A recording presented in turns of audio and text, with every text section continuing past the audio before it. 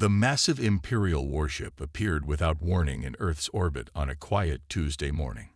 Its dark metal hull stretched longer than any human spacecraft ever built, blocking out the sun like an artificial eclipse. Smaller ships flanked it on both sides, their weapons already aimed at Earth's major cities. Admiral James Stone stood in the United Earth Defense Command Center, his weathered face illuminated by the glow of dozens of screens. Around him, military officers worked at their stations with practiced calm. No one showed fear. They had trained for this day for nearly a century. "Sir, they're broadcasting on all frequencies," reported Officer Tom Wilson, his fingers moving quickly across his control panel. Stone nodded. "Put them through." The screen filled with the image of an alien being. Its purple-scaled face and 4 eyes might have once shocked humanity, but Earth's leaders had known about the Empire for decades. They had intercepted enough transmissions to learn about the galaxy's greatest threat. Primitive humans, the Imperial commander spoke in perfect English, making Stone smile. They had no idea that Earth had broken their language codes years ago. "Your planet is now under Imperial control. Surrender your resources and accept your place as our subjects, or face complete destruction. You have 1 hour to decide." Stone pressed a button on his console. His voice remained steady as he delivered humanity's response. "This is Admiral James Stone of Earth. We have only one thing to say. Run. Run while you still can." Laughter echoed through the transmission. "You dare threaten the Imperial fleet? We have conquered 300 species. Your primitive weapons cannot harm us." "That wasn't a threat," Stone replied. "That was a warning. A courtesy that you won't get twice." The Imperial commander's upper eyes blinked in confusion. "Your bravery is amusing but foolish. Perhaps a demonstration is needed." The transmission cut off. One of the smaller Imperial ships moved toward the human colony on Mars, its weapons charged, glowing with energy that could level mountains. Stone picked up his secure phone and spoke 5 words. "Ghost Fleet 1, you are cleared." In the space around Mars, something impossible happened. Ships appeared out of nowhere, human ships that had been completely invisible to Imperial sensors. They were smaller than the Imperial vessels, but moved with incredible speed. Before the alien ship could fire, 3 black arrows of human engineering surrounded it. "Sir," Wilson called out, "Ghost Fleet reports ready." Stone's face hardened. "Execute." The human ships fired as one. Their weapons didn't shoot energy beams or traditional projectiles. Instead, they launched what looked like small black dots. The dots passed straight through the Imperial ship's shields as if they weren't there. A moment later, the mighty warship split apart like paper in a storm. In Earth's orbit, the Imperial commander watched in shock as his ship's sensors finally detected the human fleet, not just around Mars, but everywhere. They had been surrounded the entire time. "Impossible," he whispered. "Their technology. They're supposed to be primitive." Admiral Stone's voice came through their comm system one last time. "We tried to warn you. We've been watching you for 100 years. Learning. Preparing. You thought we were defenseless because we didn't join your empire. The truth is, we were waiting to see if you would be foolish enough to attack us." The main screen in Earth's command center showed dozens of Imperial ships now trying to retreat, but their engines weren't responding. The same black dots had infected their systems. "Sir," Wilson reported with a slight smile, "all enemy ships are disabled. Ghost Fleet reports Phase 1 complete. 0 casualties on our side." Stone nodded, allowing himself a small smile. "Send word to all Earth forces. Operation Shadow Wall is now in effect. The Empire wanted a war. Let's show them how humanity fights." As the sun set on humanity's first day of interstellar war, one thing became clear to the mighty Galactic Empire. They had made a terrible mistake. They had spent centuries conquering species that feared them, only to finally meet one that had been quietly preparing to fight back. The war had begun, and humanity was ready. The Imperial High Command Room buzzed with panic. Giant screens showed the devastating loss of their attack fleet near Earth, playing the footage over and over. High Commander Dex slammed his fist on the metal table, making his officers jump. How? He roared. How did a primitive species hide such technology from us? Intelligence Officer Reed, a human captured 2 days after the first battle, sat calmly in chains before them. Despite his situation, he wore a slight smile that infuriated the Imperial leaders. "We warned you," Reed said simply, "but you didn't listen. No one ever listens to the primitives, do they?" Dex leaned forward, his 4 eyes narrowing. "Tell us how long you've been preparing for this war." 100 years, Reed replied, watching shock spread across alien faces. "We picked up your first signals in 2057, decoded them by 2060. While you watched our old TV shows and decided we were harmless, we were studying every transmission from your ships. Every piece of data we could grab." On the screens, more reports flowed in. 3 more Imperial fleets had gone dark near human space. No distress calls. No debris. They simply vanished. "Impossible," an Imperial general shouted. "Our scanners would have detected any human ships approaching." Reed's smile grew wider. "That's your problem. You think technology only advances in one direction. Bigger ships, stronger weapons, harder shields." He leaned forward in his chains. "We went the other way. Smaller, quieter, invisible." The room fell silent as the implications sank in. Their mighty empire, built on overwhelming force, had never considered this approach. Meanwhile, across the galaxy, Admiral Stone's ghost fleets struck like shadows. Imperial supply ships disappeared. Communication relays went dark. The Empire's mighty web of control began to unravel, system by system. On the Imperial capital world, their best scientists worked desperately to detect human ships. They launched new satellites with the most powerful scanners ever built. They filled space with sensor nets designed to catch even the smallest vessels. They found nothing. But the attacks continued. In the high command room, Reed watched their growing fear with satisfaction. "You know what's really interesting?" he said, breaking the tense silence. "We could have built bigger ships. We could have matched you gun for gun. But we saw how that worked out for all the other species you conquered." Dex's face turned a darker shade of purple with rage. "If you're so advanced, why didn't you join the Galactic community? Why hide?" "Because we knew you wouldn't leave us alone," Reed answered. "Your empire doesn't want partners. It wants subjects. So we waited.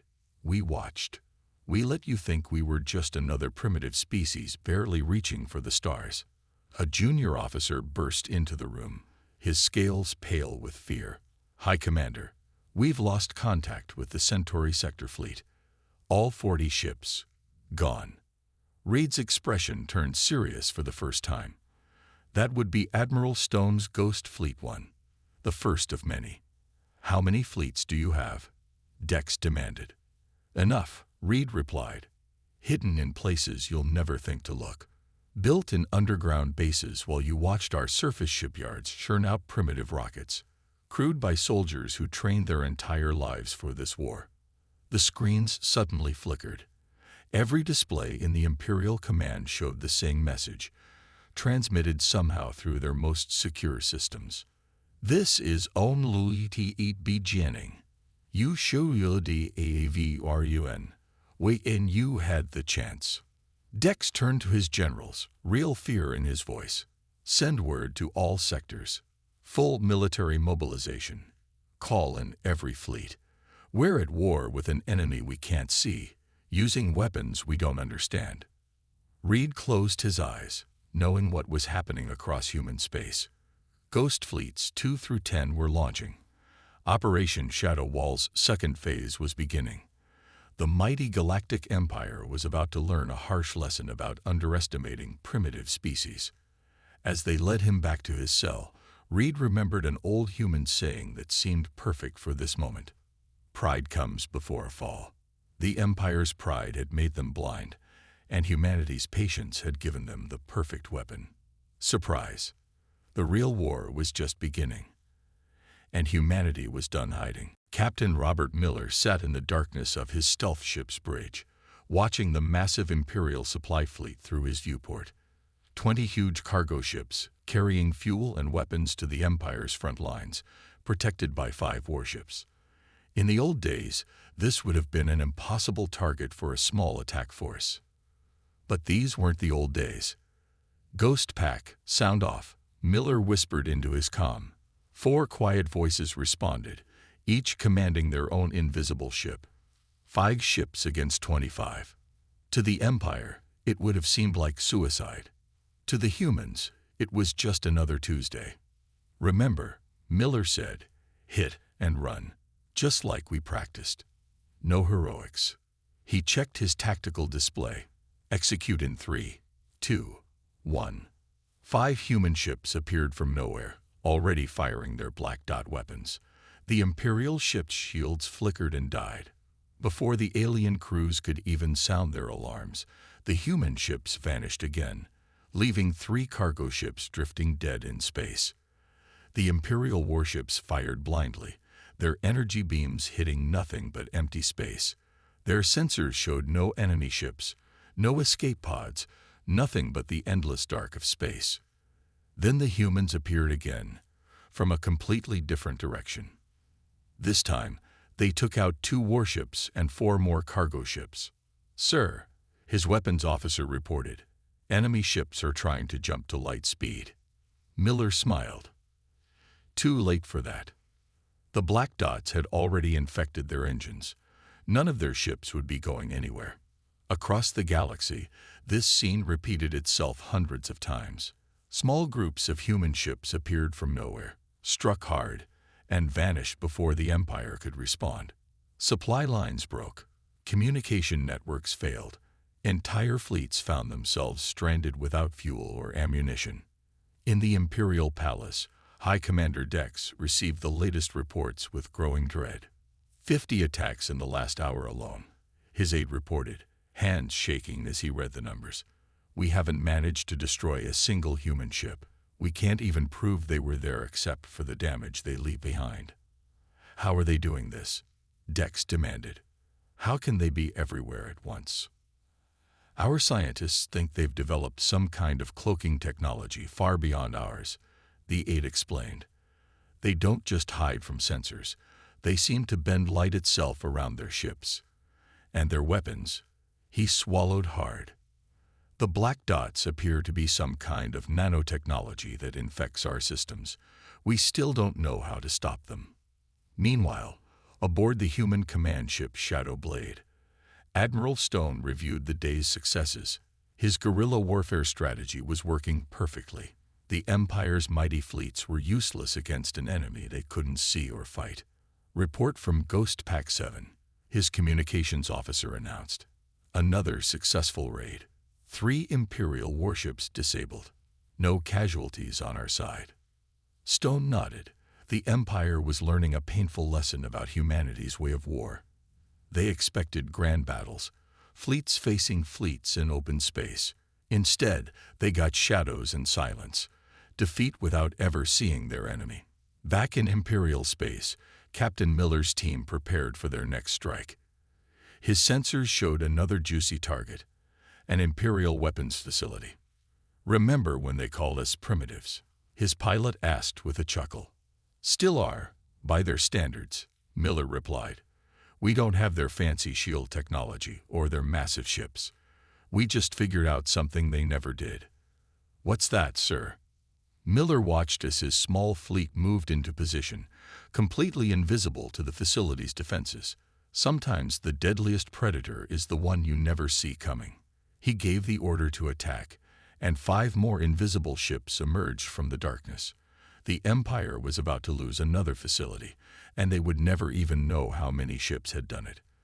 The guerrilla war continued, day after day, week after week.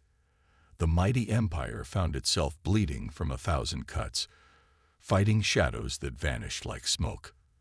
Their technology, their numbers, their very way of war, all of it useless against an enemy that refused to fight by their rules. Humanity had learned from every war in its history. And now, the galaxy's greatest empire was learning too. Learning to fear the dark and the humans who had mastered it. The Imperial border station's alarms blared in the middle of the night shift. The commander rushed to his post, his 4 eyes wide with fear. These alarms had become a sound of doom over the past months. "Report," he shouted. "Nothing on sensors, sir," his officer replied, voice shaking. But that's how it always starts. They waited in terrified silence. Minutes passed. Nothing happened. Then the station's lights went out. When emergency power came on, every screen showed the same message. Operation Shadowfall begins now. Across Imperial space, the same message appeared on thousands of screens. The humans were done defending. Now, they were coming for the Empire itself. Admiral Stone stood on the bridge of his flagship, the Shadow Blade, watching as hundreds of human ships dropped their cloaking devices at once. For the first time, the Empire would see the true size of Earth's fleet. "All Ghost fleets report ready," his officer announced. "Operation Shadowfall is go." Stone nodded. "Send the signal. Today, we take the fight to their homes." The human fleet split into smaller groups, each targeting different Imperial systems. But these weren't just hit-and-run attacks anymore. This time, they were staying to fight. In the Centauri sector, Captain Miller led his ship straight at an Imperial defense station. The aliens fired everything they had, but their weapons passed harmlessly through holographic copies of the human ships. "Oldest trick in the book," Miller muttered as his real ships, still cloaked, slipped past their defenses. "They never learn." The station fell in minutes, but instead of destroying it, human engineers swarmed aboard. Within hours, they had the station's weapons turning against Imperial ships. This scene repeated across the Empire. Humanity didn't just attack, they captured. Each Imperial base, each piece of technology, became a weapon for Earth's forces. In his palace, High Commander Dex watched his empire crumbling. How are they doing this? How can they adapt our technology so quickly? His science advisor, trembling, explained. "The humans. They've been studying our technology for decades. They understand it better than we do. They're not just beating us. They're using our own weapons to do it." The worst part was the fear spreading through the Empire's subject species. They watched as humanity, a primitive race, dismantled the Empire's defenses with ease. Many began to wonder if they had chosen the wrong side. On a conquered Imperial world, a local alien brought food to the human soldiers who had captured their base. "You're not like the Empire," the alien said. "They destroy. You disable. They demand. You ask." Commander Hayes, leading the ground forces, smiled. "We've been the underdog before. We remember what it's like. We're not here to build another empire. We're here to end one." Back on the Shadow Blade, Admiral Stone received reports of more Imperial worlds asking to surrender. His strategy was working. By showing mercy to civilians and subject species, humanity was winning more than just battles.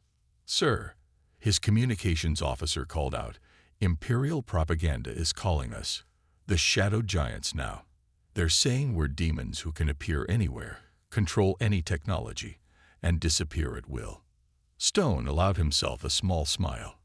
Fear is a powerful weapon, and they gave it to us when they underestimated Earth.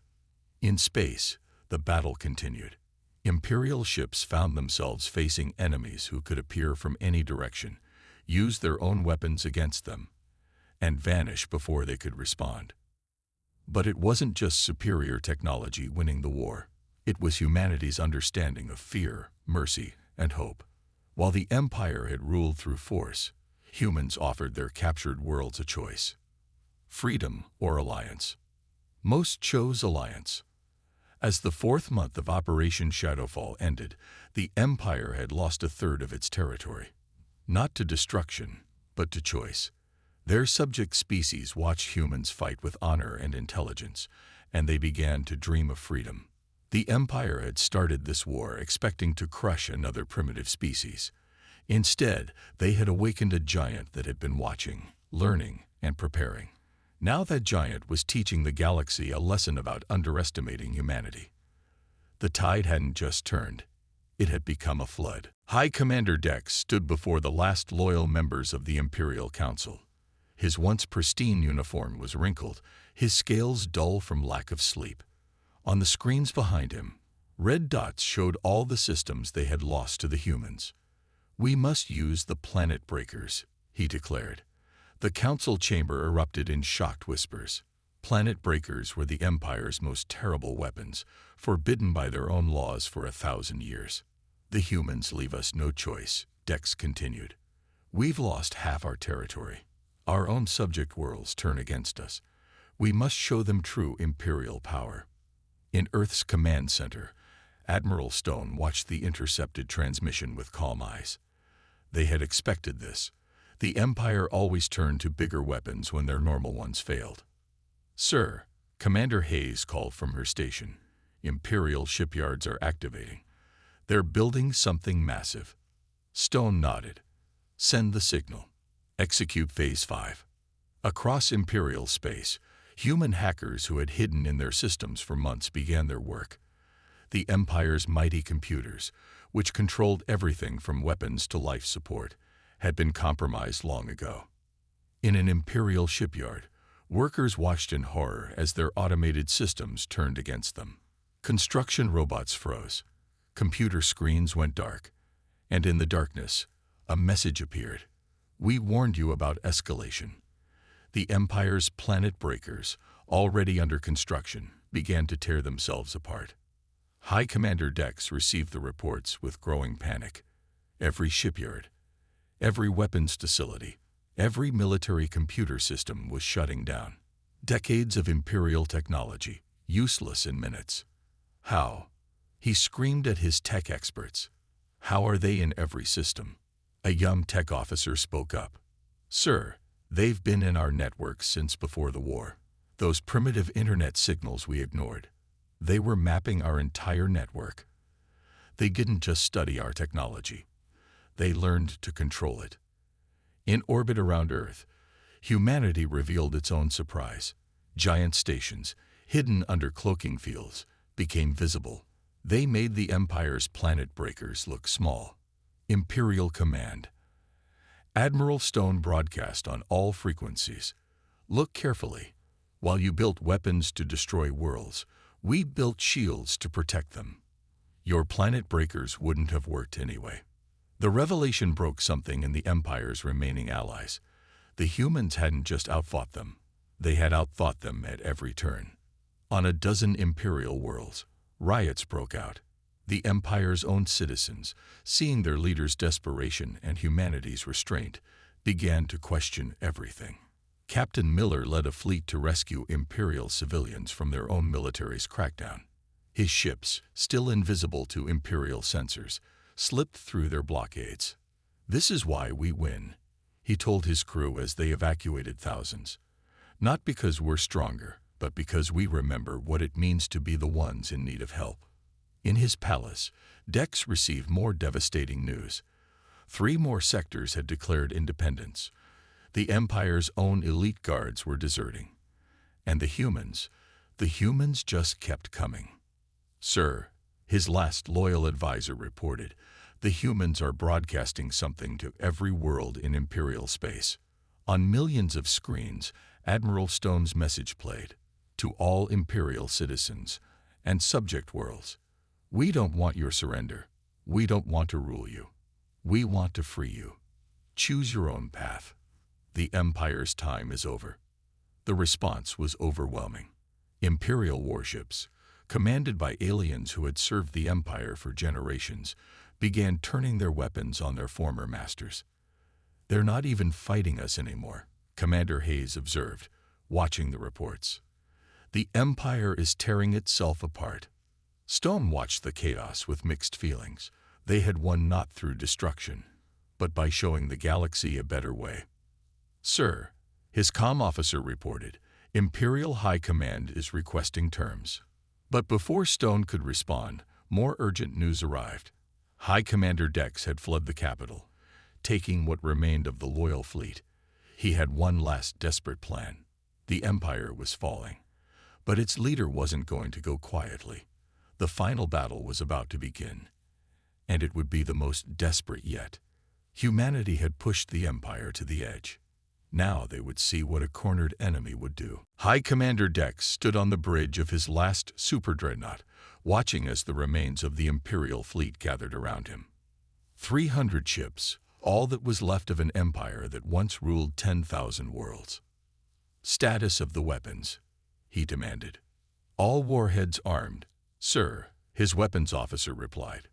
If we can't rule the galaxy, we'll burn everything the humans have touched. Dex had loaded his ships with enough firepower to destroy 100 worlds. He wouldn't just fight. He would make humanity regret ever challenging the Empire. On the Shadow Blade, Admiral Stone received the intelligence with a grim face. How many civilian worlds are in range of his fleet? 23, Commander Hayes reported. Most of them former Imperial worlds that sided with us. He's going to punish them for joining Earth. Stone's eyes hardened. Not if we can help it. Signal all ghost fleets. This ends today. The largest human fleet ever assembled dropped their cloaking fields at once. 500 ships surrounding Dex's position. Not just warships, but special vessels designed for this final battle. Captain Miller, leading Ghost Fleet 3, opened a channel to his ships. Remember your training. Protect the civilian worlds at all costs. The Empire dies today, but not the Imperial people. The battle began with Dex's desperate charge. Imperial ships fired everything they had, launching planet-killing missiles toward helpless worlds. But humanity was ready. Special human ships activated massive energy nets, catching the missiles in flight. Others used their advanced tech to teleport warheads into empty space. Every Imperial attempt at mass destruction was stopped before it could begin. Impossible, Dex screamed as his superweapons failed. How can they block everything? The answer came as human ships appeared and disappeared around his fleet, herding them away from civilian targets. This wasn't just a battle. It was a carefully planned rescue operation. Sir, Miller reported to Stone, all civilian worlds are secured. Moving to Phase 2. The human fleet's true power was finally revealed. Not in planet-killing weapons, but in precision technology that disabled Imperial ships without destroying them. The Black Dot weapons had evolved, becoming even more sophisticated. Imperial crews watched in horror as their mighty warships shut down, section by section. Not destroyed, but carefully neutralized. You don't understand, Dex broadcast desperately. The Empire is order. Without us, the galaxy will fall into chaos. Admiral Stone's reply was calm but firm. The galaxy doesn't need your kind of order anymore. You had your time. Now it's time for something new. In a last suicidal gesture, Dex ordered his flagship to ram the Shadow Blade. The massive Imperial ship surged forward, engines burning bright. But instead of dodging, the human ships did something unexpected. Hundreds of energy beams reached out, not to destroy, but to catch the Imperial flagship like a net catching a fish. All ships, hold position, Stone commanded. Let's show them how humanity handles surrender. The Imperial ship hung suspended in space, held by technologies its crew couldn't understand. Around it, the last free Imperial fleet was being systematically disabled. Captain Miller led a boarding team onto Dex's ship. They found the High Commander still on his bridge, surrounded by officers who had already laid down their weapons. How? Dex asked as they took him into custody. How did primitives defeat the greatest empire in history? Miller smiled slightly. Because we were never primitives. We just let you think we were. The greatest victory is the one where you save lives, not take them. As the last Imperial ship surrendered, Admiral Stone sent a message to Earth. Operation Shadow Wall complete. The Empire has fallen. Across the galaxy, cheers erupted on thousands of worlds. The empire that had ruled through fear for a millennium had been brought down not by superior firepower, but by patience, planning, and the unwillingness to trade lives for victory. The final battle was over. The Empire had thrown everything they had at humanity, and humanity had responded with precision and mercy. The galaxy would never be the same. Now came the hard part, building something better from the ashes of Empire. 1 year after the Empire's fall, the Great Hall of Earth's Space Command hosted representatives from 1,000 worlds. The massive room hummed with dozens of alien languages as former Imperial worlds and newly freed species gathered to shape the galaxy's future. Admiral Stone stood at the podium, his uniform decorated with the simple symbols of Earth's defense force. No grand imperial decorations, no signs of conquest, just the marks of service. A year ago, he began, we fought not just to defend Earth, but to free the galaxy from tyranny. Today, we meet not as conquerors and conquered, but as equals. In the audience, Captain Miller sat next to a delegate from one of the former Imperial core worlds. The alien scales had the royal purple shade of the old nobility, but now he wore the simple clothes of his people. I still find it hard to believe, the delegate whispered. Your ships could have destroyed us all. Instead, you chose to disable and defend. Miller smiled. That's the difference the Empire never understood. True power isn't about what you can destroy. It's about what you choose to protect. On screens around the hall, images showed the galaxy's transformation. Former Imperial warships now converted into exploration vessels. Military stations turned into trading posts. The Empire's weapons of war becoming tools of peace. Commander Hayes, now leading Earth's diplomatic corps, stood to present the next proposal. The Free Systems Alliance, she announced. A confederation of independent worlds, each governing themselves, but united for mutual defense and cooperation. The hall erupted in approving sounds from a dozen species. This was what they had dreamed of during the long years of Imperial rule, not just freedom, but true partnership. High Commander Dex watched the proceedings from his comfortable but secured residence on Earth. His captivity was humane. Another surprise from the humans he had underestimated. They even allowed him to advise on the transition, though final decisions were made by the new alliance. You could have executed me, he said to Stone during one of their regular meetings. Most conquerors would have. We're not conquerors, Stone replied. That's what you still don't understand. We fought to end Imperial rule, not to start our own. Across the galaxy, humanity's reputation had transformed. The shadow giants were now known as guardians, protectors of the weak, teachers of technology and freedom. Their invisible ships still patrolled space, but now they hunted pirates and protected trade routes. In the Great Hall, Miller watched as former enemies became allies. The alien races that had once served the Empire now worked alongside humans, sharing knowledge and culture. Earth's long preparation for war had given them understanding of 1,000 worlds, and now that knowledge served peace.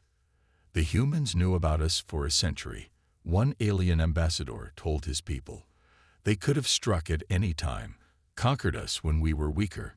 Instead, they waited, watched, and when they finally revealed themselves, it was to free us, not enslave us. As the conference ended, Stone made one final announcement.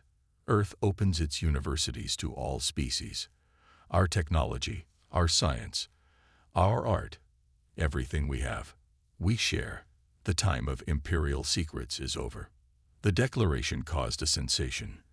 The Empire had hoarded knowledge, using it to control its subjects. Humanity offered it freely, understanding that shared wisdom made everyone stronger. In orbit above Earth, the Shadow Blade and its fellow ships maintained their watch. But their weapons were powered down, their sensors focused on protecting trade routes and responding to distress calls. Did you ever think it would end like this? Hayes asked Miller as they watched ships from 100 worlds come and go freely through Earth's space. Not during the war, he admitted. But I think this was humanity's plan all along. We didn't just prepare to fight the Empire. We prepared to replace it with something better. As the sun set on another peaceful day, the galaxy had learned its final lesson about humanity. They had feared humans as the shadow warriors who brought down an empire. Now they knew humans as the people who built bridges where walls once stood. The empire was gone. In its place stood something new, a galaxy of free worlds, united not by force, but by choice. And watching over it all, invisible but ever-present, were the ships of Earth, no longer weapons of war, but guardians of a hard-won peace. This was humanity's greatest victory, not the war they won, but the peace they built after.